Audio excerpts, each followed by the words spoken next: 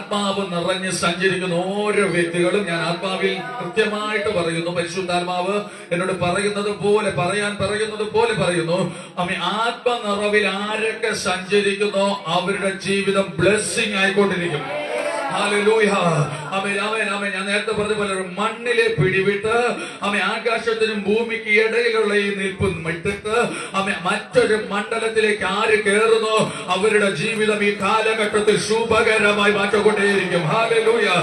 പ്രാർത്ഥനയാലും ഉപവാസത്താലും ആരാധനയാലും ദൈവ സ്നേഹത്താലും ദൈവ മഹത്വത്താലും അവന് മഹത്വം കൊടുത്ത് ഒരുമിച്ച് യേശുവിനോട് കൂടി നടക്കുന്നവരുടെ മേൽ 2026 അവൻ ബ്ലെസ്സിംഗ് ആയിരിക്കും.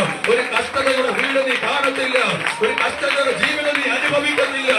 പരിശുദ്ധാത്മാവ് ചിലരുടെ പല കഷ്ടതകളെ മാറ്റി ഒരു നിറവ് പകരുന്ന യേശുവിന്റെ നാമത്തിൽ ആത്മാവിൽ നിറയുന്നവരുടെ മേൽ കഷ്ടതകളെ മാറ്റി ഒരു നിറവ് പകരുന്ന വർഷം.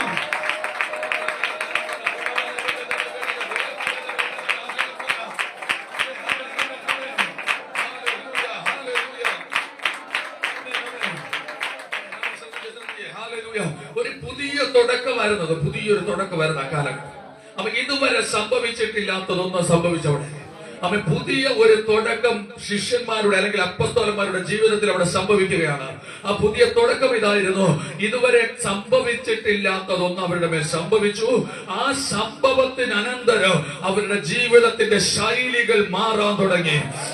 അവരുടെ ജീവിത രീതികൾ മാറാൻ തുടങ്ങി. സംഭവിച്ചിട്ടില്ലാത്ത പുതിയ തുടക്കങ്ങൾ എന്നോട് പരിശുദ്ധാത്മാവ് ചിലരുടെ ജീവിതത്തിൽ ഒരു പുതിയ ലൈഫ് തന്നെ തിരിഞ്ഞു വരുന്ന നിലവാരത്തിൽ ഒരു പുതിയ തുടക്കം ദൈവം അയക്കുകയാണ്. ഇന്ന് കണ്ടതല്ല, ഇന്നലകൾ അനുഭവിച്ചതല്ല. നാളുകൾ ആത്മനിറവിൽ നിൽക്കുന്നവൻ അസാധാരണമായ ഒരു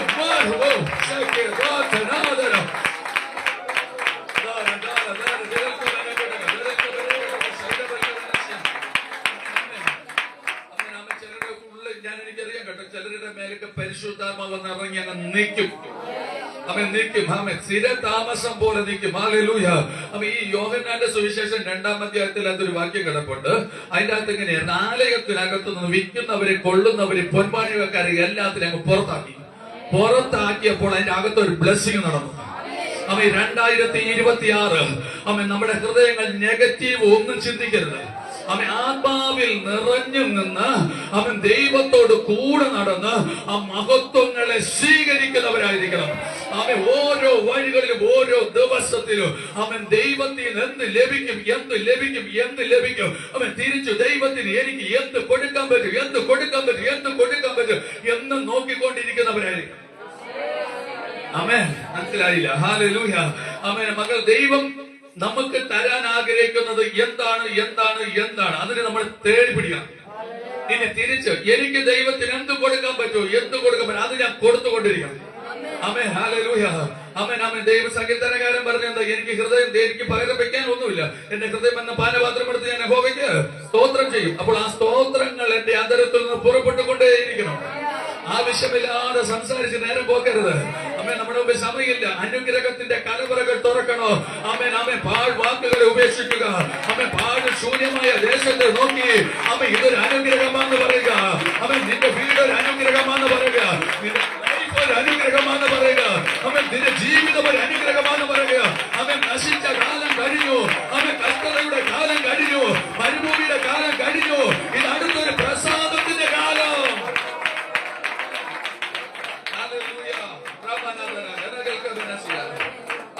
കാനാവിലെ കല്യാണ വീട്ടിലെ കൽപാത്രങ്ങൾ അത് എല്ലാം വെളിയിൽ കിടന്നതാണ്. പക്ഷെ ഇത് അകത്ത് വന്നത് ഒരു പുതിയൊരു പരിപാടിയാണ്. ഇതുവരെ അകത്തോട്ട് കയറാത്ത ചിലത് അകത്തോട്ട് കയറി. ആമേൻ. ഇതുവരെ സംഭവിച്ചിട്ടില്ലാത്ത കൽപാത്രങ്ങൾ പുറത്ത് കിടക്കുകയാണ്. ഇതെല്ലാം അകത്തോട്ട് കയറ്റാൻ യേശു വന്നപ്പോഴേക്കും പറഞ്ഞു, അങ്ങനെയാണെങ്കിൽ ഈ വർഷത്തിൽ ചിലത് അകത്തോട്ട് കയറും.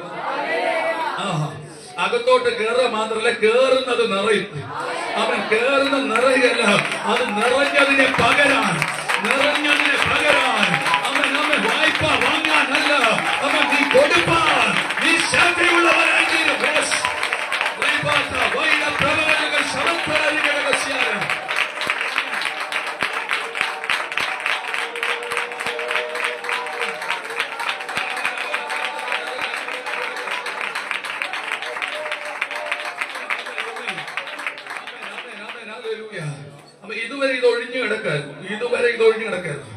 ഇതൊരു പുതിയ പ്രവൃത്തിയാണ്. അവൻ ഇതുവരെ നടക്കാത്ത ഒരു സംഭവമാണ്. പക്ഷേ അവൻ കല്യാണ വീട്ടിനകത്തേക്ക് കൽപാത്രം അകത്ത് കയറിയപ്പോ അകത്തുനിന്ന് നിറയുക മാത്രമല്ല, അത് രുചികരമായി മാറി. ഇതുവരെ ലഭിച്ചതുപോലെയല്ല, അതിന് ശ്രേഷ്ഠമായി മാറി. ഇതുവരെ കാണാത്ത നിലവാരത്തിൽ, ഇതുവരെ ലഭിക്കാത്ത നിലവാരത്തിൽ, ഇതുവരെ നടക്കാത്ത നിലവാരത്തിൽ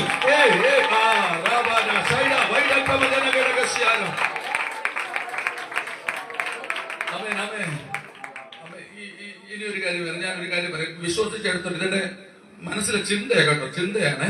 ചിന്തയ്ക്കകത്ത് ഞാൻ എന്റെ വിശ്വാസം, ഏറിയ വിശ്വാസം, അത് പറയാൻ പറ്റുള്ളൂ. ഇത്രയും വലിയ വിശ്വാസം ഇസ്രായേലിൽ കണ്ടില്ലെന്ന് യേശു പറഞ്ഞ പോലെ ചില സമയത്ത് ഞാൻ അങ്ങ് കണ്ടമാനങ്ങ് വിശ്വസിക്കും ദൈവത്തെ. കാരണം എന്താണെന്നറിയത്തില്ല, അങ്ങ് വിശ്വസിച്ചു പോയി, എന്നെ ചെയ്യാൻ അല്ലേ. ഹല്ലേലൂയ. കണ്ടമാനങ്ങ് വിശ്വസിക്കും. ഇതുവരെ നമ്മൾ മുഷിഞ്ഞ വസ്ത്രമാണ്, നാളെ നമുക്ക് മുഷിഞ്ഞ വസ്ത്രമില്ല.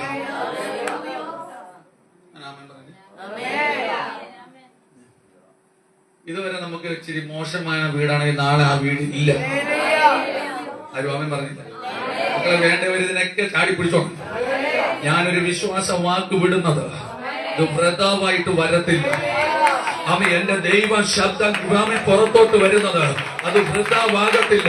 അവനയച്ച കാര്യം സാധിപ്പിക്കാതെ അത് മടങ്ങി പോകത്തില്ല. വിശ്വാസമുണ്ടെങ്കിൽ നാളുകളിൽ ഞാൻ അത്ഭുതമായി നടക്കാൻ പോകുകയാണ്.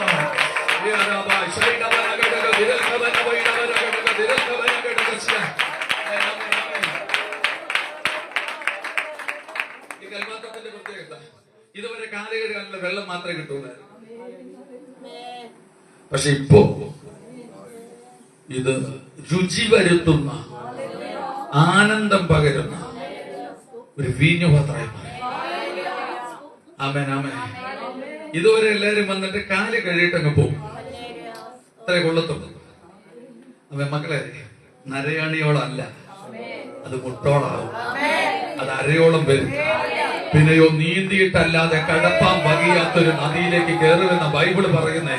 അങ്ങനെയാണെങ്കിൽ നമ്മൾ 1-2 ദിവസങ്ങളിൽ അല്പം കൊണ്ടല്ല, അല്പത്തിലല്ല അധികത്തിലും നടത്താൻ ശക്തിയുള്ളൊരു കർത്താവ്. അല്പം കൊണ്ടല്ല അധികം കൊണ്ട് തൃപ്തി വരുത്താൻ കഴിവുള്ളൊരു കർത്താവ്.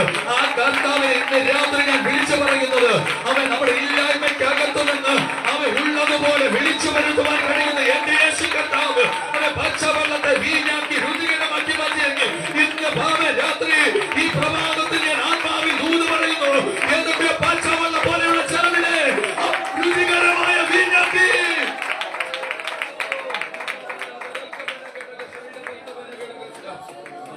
പച്ചവെള്ളത്തിന്റെ പ്രത്യേകത അത് വെളിയിൽ ഒഴിച്ചു കളയും. പക്ഷെ വീഞ്ഞിന്റെ പ്രത്യേകത വെറുതെ ആരും കളയത്തില്ല.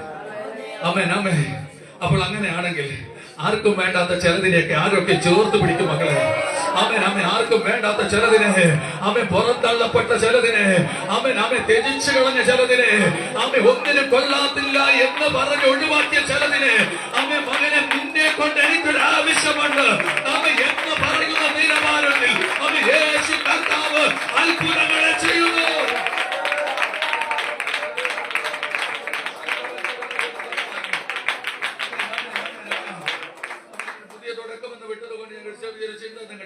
ഉത്തമഗീത പുസ്തകം 1-ാം അധ്യായം 3-ാമത്തെ വാക്യമാണെന്ന് തോന്നുന്നു. അവിടെ ഇങ്ങനെയാണ് പറയുന്നത്, ഞാൻ വെയിൽ കൊണ്ട് കറുത്തിരിക്കുന്നു, ഇരുൾ നിരം പറ്റിയിരിക്കുന്നു, എന്റെ സഹോദരങ്ങൾ എന്റെ മുന്തിരിത്തോട്ടങ്ങൾക്ക് കാവലാക്കി, ഞാൻ സ്വന്തമായതിനോ കാത്തില്ല താനും. കിട്ടിയത് വായിച്ചില്ലേ? എനിക്ക് ഇരുന്നിടം പറ്റിയിരിക്കയാല്, ഞാൻ വെയിൽ കൊണ്ട് കറുത്തിരിക്കയാല് എന്നെ തുറിച്ചു നോക്കരുത്. എന്റെ അമ്മയുടെ പുത്രന്മാർ എന്നോട് കോപിച്ചു, എന്റെ മുന്തിരിത്തോട്ടങ്ങൾക്ക് കാവലാക്കി. എന്റെ സ്വന്തം മുന്തിരിത്തോട്ടം ഞാൻ കാത്തിട്ടില്ലതാണ്. മക്കളെ, സ്വന്തം മുന്തിരിത്തോട്ടം കാക്കാൻ പോകുന്ന വർഷം അതിലേക്ക് ഞാൻ കയറി വരാം. നമ്മെ സ്വന്തം മുന്തിരിത്തോട്ടം കാക്കണം. സ്വന്തം മുന്തിരിത്തോട്ടത്തിന് വേണ്ടി അധ്വാനിക്കണം. ഞാൻ അവിടെ പറയുന്നത് എങ്ങനെയാണ്, എനിക്ക് ഇരുൾ നിറം പറ്റി, ഞാൻ വെയിൽ കൊണ്ട് കറുത്തു, അതുകൊണ്ട് ആരും എന്നെ ഗണ്യാക്കി, എന്നെന്തിനാക്കി? കാവൽക്കാരനാക്കി. അതുകൊണ്ട് ഞാൻ സ്വന്തമായതിനൊന്നും കരുതിയില്ല, കാവൽക്കാരനായി. പക്ഷേ ബൈബിൾ പറയുന്നു, യാക്കോബ് പറയുന്ന ഒരു കാര്യമാണ്. യാക്കോബ് പറഞ്ഞു, ഇത്ര നാളും നിന്റെ അപ്പൻ എന്റെ നന്മയെ പിടിച്ചു പിടിച്ചു, സ്വന്തമായിട്ട് ഞാനൊന്നും കരുതിയില്ല. പക്ഷേ അസാധാരണമായൊരു മിറക്കിൾ അവിടെ സംഭവിച്ചു. യാക്കോബിന്റെ 10 പ്രാവശ്യം പിടിച്ച നന്മ ഒറ്റ ദിവസമുണ്ട്. ആമേൻ ആമേൻ. ഒരു രാത്രി കൊണ്ട് അവന്റെ തലം തിരിഞ്ഞു. പുതിയൊരു തുടക്കത്തിലേക്ക് യാക്കോബ് കേറിയതും അവന്റെ ജീവിത ശൈലി അങ്ങ് മാറാൻ തുടങ്ങി. അവൻ ഇനി പറഞ്ഞോട്ടെ. ഹല്ലേലൂയ.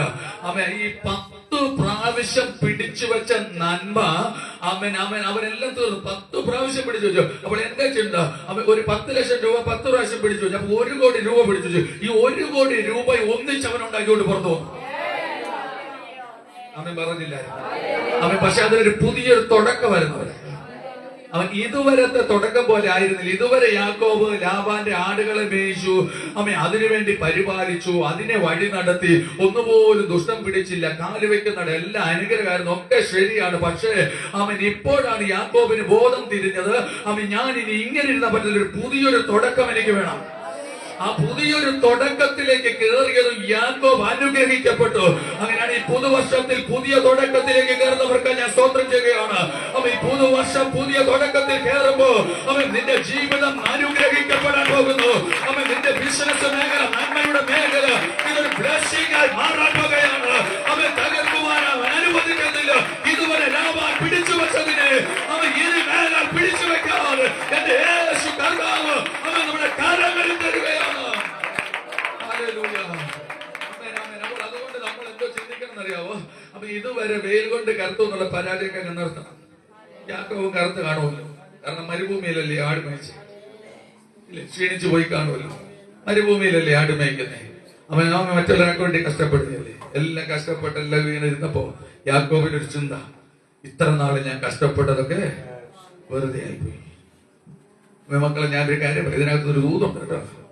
നമ്മൾ ഇതുവരെ പ്രാർത്ഥിച്ചതൊക്കെ വെറുതെ ആയി. നല്ലൊരു പുതിയൊരു തുടക്കത്തിലേക്ക് നമ്മൾ കാൽച്ചോട്ട് പുതിയൊരു അനുഭവത്തിലേക്ക് കയറുക.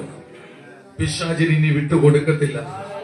അവൻ അതിനകത്ത് ഒത്തിരി തീരുമാനങ്ങളുണ്ട്. അപ്പൊ ഇതുവരെ ഞാൻ അധ്വാനിച്ചൊക്കെ ലാഭം വന്നു, ഇതെന്റേതാന്ന് പറഞ്ഞു, ലാഭനം എടുത്തു.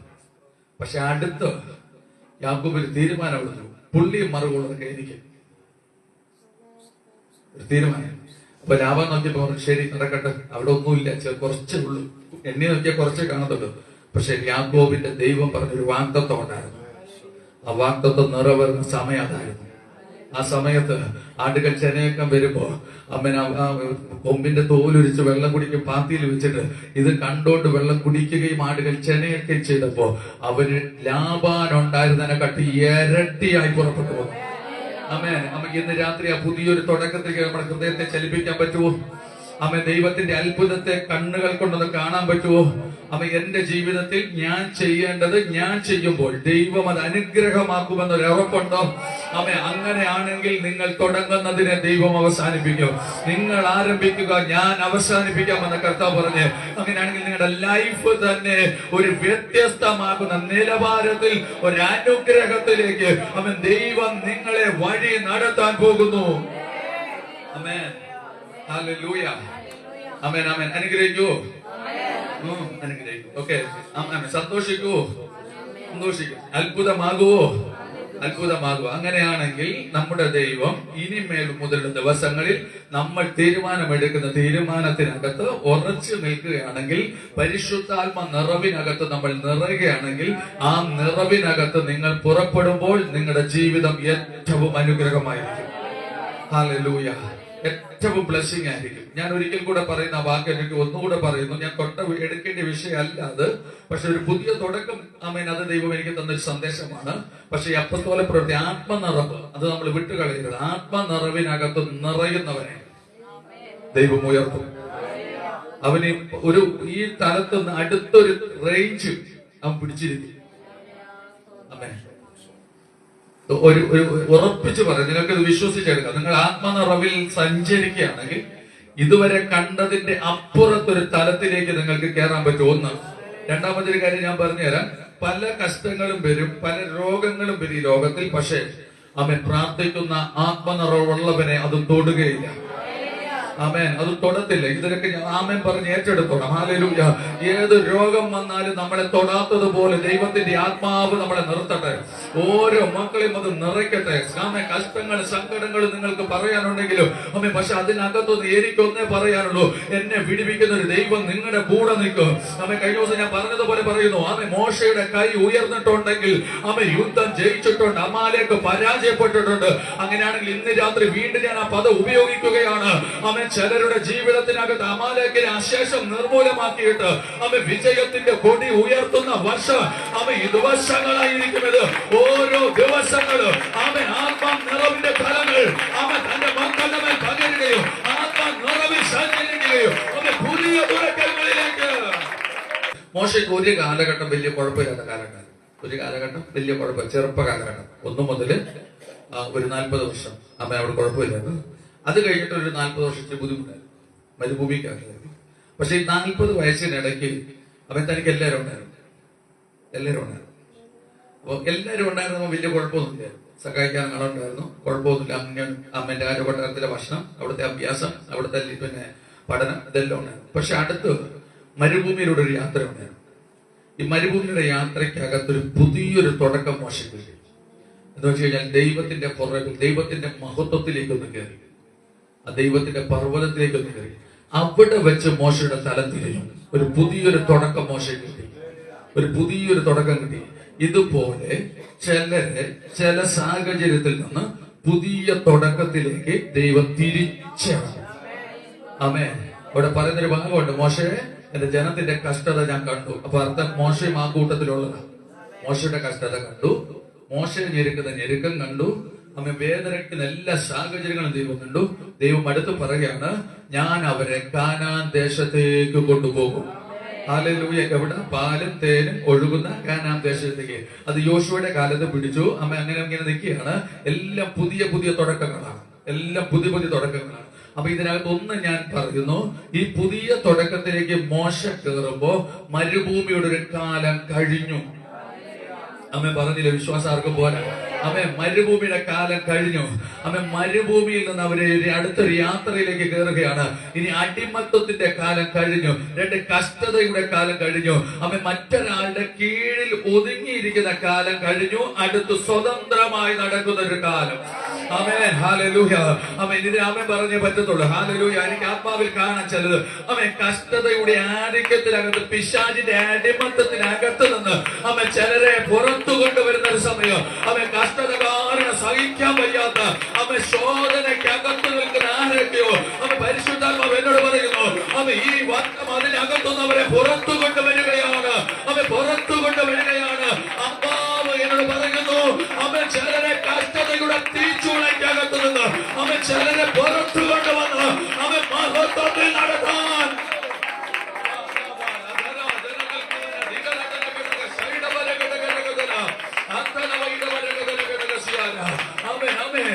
ചില ഊഴിയ വിചാരകന്മാർ പോലെ അവൻ പുറത്തോട്ട് അനങ്ങാൻ സമ്മതിക്കാതെ, ഇടത്തോട്ടും വലത്തോട്ടും തിരിയാൻ സമ്മതിക്കാതെ അള്ളിപ്പിടിക്കുന്ന കഷ്ടതയ്ക്കകത്തു നിന്ന് അവൻ ചിലരെ ദൈവം പുറത്തു കൊണ്ടുവരികയാണ്. അങ്ങനെ പുതിയ തുടക്കം ഈ വർഷങ്ങളിലുണ്ടാവും. അമ്മേൻ പലതിന്റെ പേര് പുതിയ പുതിയ തുടക്കങ്ങൾ ഉണ്ടാകും. അമ്മേൻ സന്തോഷമാണത്. അമ്മേൻ അമ്മേൻ അതിനെ സ്വീകരിക്കാൻ പറ്റുമോ? അമ്മേൻ ആമേൻ ആമേൻ. അങ്ങനെയാണെങ്കിൽ പുതിയതിലേക്ക് നമ്മൾ പ്രവേശിച്ചു. 2026 കണ്ടു. അമ്മേനെങ്കിൽ 2026-ൽ 2025-ലുള്ളതല്ല പുതിയത്. അമ്മേൻ പുതിയത്, പുതിയത്. അമ്മേൻ പുതിയത്, പുതിയത്. അമ്മേൻ ആമേൻ. ആരോടൊക്കെ പറഞ്ഞു പുതിയത്? അമ്മേൻ നമ്മുടെ ജീവിതത്തിനകത്ത് പുതിയത്, പുതിയത്, പുതിയത്. അമ്മ ഒരുവൻ ക്രിസ്തുവിലായ അവൻ പുതിയത്. അമ്മേൻ പഴയതൊരുത്തി പുതിയ വീഞ്ഞ് പരകത്തില്ല, പുതിയതിനകത്തെ പകരത്തുള്ളൂ. അപ്പോൾ നമ്മൾ പുതിയത്, അമ്മേൻ പുതിയത്, എല്ലാം പുതിയത്, പുതിയൊരു തുടക്കം, ന്യൂ ബിഗിനിങ്. പുതിയ തുടക്കത്തിലേക്ക് നമ്മൾ പ്രവേശിച്ചിരിക്കും. ഞാൻ അത് വിശ്വസിക്കുന്നു. എന്തൊക്കെയോ പുതിയത് ദൈവത്തിന് ചെയ്യാനുണ്ട്, പകരാനുണ്ട്, തരാനുണ്ട്. മേടിച്ചോണം. അമ്മ മേടിച്ചിട്ട് സാക്ഷ്യം പറഞ്ഞോണം. അമ്മ ആരോട് പറയണം? സഭയിൽ വേണം, ദേശത്ത് വേണം, കാണുന്നവരൊക്കെ പറയണം. അമ്മ ദൈവം എന്റെ ജീവിതത്തിൽ പുതിയത് ചെയ്തു. അമ്മ പുതിയ തുടക്കങ്ങളെ നൽകി. അമ്മ പുതിയ അത്ഭുതങ്ങളെ ദൈവം ചെയ്തു. അമ്മ ഇത് മാറരുത്, മറക്കരുത്, മാറിപ്പോകരുത്. അമ്മ ഇന്നുകളും ഇന്നലകളും നാളുകളും മറ്റന്നാൾ എല്ലാ ദിവസവും ഇത് മാറാതെ കണ്ടിന്യൂസ് ആണ്. കാരണം എന്റെ ദൈവം അവൻ ജീവിക്കുന്ന ദൈവമാകയാൽ, വാക്ക് പറഞ്ഞാൽ മാറാത്ത കർത്താവാകയാൽ, അവൻ വിശ്വസ്തനാകയാൽ, അവൻ ഇന്നലകൾ പറഞ്ഞ വാഗ്ദത്തങ്ങൾ നടന്നിട്ടുണ്ടെങ്കിൽ അവൻ നാളുകളുള്ളത് അവൻ നടക്കാൻ പോകുകയാണ്. ഈ ആത്മനിറവിനകത്ത് നിന്നിട്ട് ഇനി അടുത്തൊരു പദം കൂടെ ഞാൻ പറയുന്നേ. ആത്മനിറവിനകത്ത് നിന്ന് നിറഞ്ഞ പത്രോസ് അപ്പസ്തോലന്മാരൊക്കെ മുമ്പോട്ട് പോയപ്പോ അവര് പ്രതീക്ഷിക്കാത്തതൊക്കെ നടന്നു. അവരുടെ കൈക്കീഴിൽ തളർന്നവർ എഴുന്നേറ്റു, കുരുടന്മാർ കണ്ടു, മുടന്തന്മാർ ചാണ്ടി എഴുന്നേറ്റു.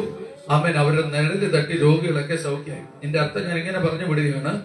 നമ്മൾ ആത്മനിറവ് സംഭവിച്ചു കഴിഞ്ഞാൽ പുതിയ തുടക്കത്തിലേക്ക് ഇറങ്ങുമ്പോൾ നമ്മൾ തൊടുന്നതെല്ലാം അനുഗ്രഹിക്കപ്പെടും. ആരോടൊക്കെയോ പരിശുദ്ധാത്മ തൊട്ടട പറയുന്നത് ഞാനൊന്നുകൂടെ പറയാം. ഈ തകർന്ന ഒരു എന്താ പറയുക, ഒരു ഉദാഹരണമായിട്ട് ഒരു തകർന്ന ഒരു ബിസിനസ് ഒട്ടും മുമ്പോട്ട് പോകുന്നില്ല. ഈ ബിസിനസ് ഞാൻ പറയും, കുരുടൻ മുടന്തനും ചെകിടനുമായ ഒരു ആത്മാവുള്ള ഒരു മനുഷ്യൻ കിടക്കുകയാണ്. പത്രോസ് അപ്പോസ്തലൻ അവിടെ ചെന്നപ്പം അവൻ എഴുന്നേറ്റു. ഇതുപോലെ ചിലരുടെ വീട്, ചിലരുടെ ജീവിതം തകർന്നടുത്ത് ബിസിനസ് തുടങ്ങിയാൽ അവിടെയും വിജയിക്കും. ആർക്കൊക്കെയോ വേണ്ടിയാ ഇത് പറയുന്നത് തോന്നുന്നു. ഹല്ലേലൂയ. എനിക്കറിയത്തില്ല ആർക്ക് വേണ്ടി ഇങ്ങനെ പറയേണ്ടി വരും. തകർന്നടുത്ത് ചെന്ന് നിങ്ങളൊരു ബിസിനസ് തുടങ്ങിയാലും അതും വിജയകരമായി മാറും. ആർക്കും വേണ്ടാത്ത ഉപേക്ഷിക്കപ്പെട്ടതിനടുത്ത് കച്ചവടം ചെയ്താലും അതും വിജയമായിട്ട് മാറും. ഹല്ലേലൂയ. എല്ലായിടത്തും നിങ്ങൾ അനുഗ്രഹമാകാൻ പോകുകയാണ്. ആത്മനിറവിൽ സഞ്ചരിക്കുക, അത്ഭുതങ്ങളെ കാണുക, സന്തോഷത്തോടെ മടങ്ങുക.